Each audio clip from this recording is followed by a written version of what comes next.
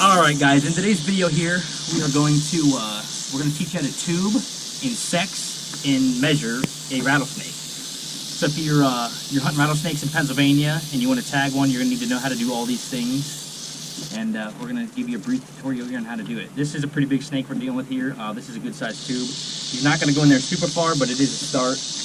But first thing you want to do is get the snake kind of laying straight out flat from you. I mean, if he's trying to slither away from you, that's actually better.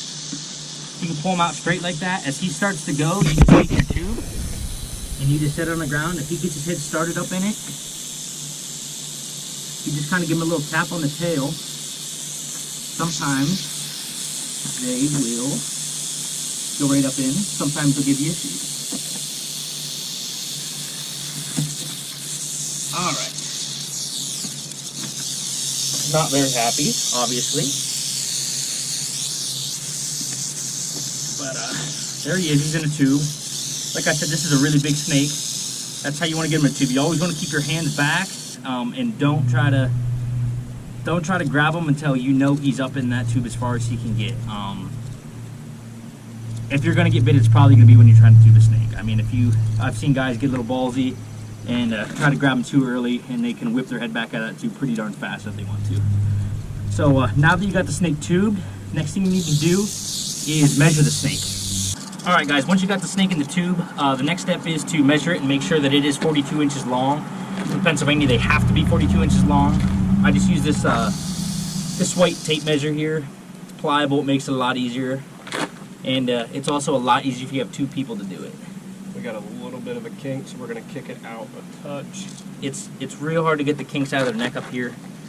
So, I mean, a kink is... you can normally count for like an inch or so in a kink. You don't want to go by that. If your snake's 42 inches and has a kink, so you will need to make sure that it is definitely 42 or bigger before you tag it.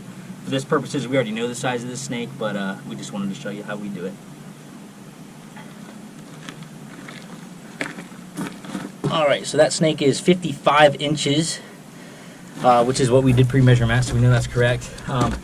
This is a really big snake. I don't know the weight on it. We did not weigh it, but 55 inches is a darn good sized snake.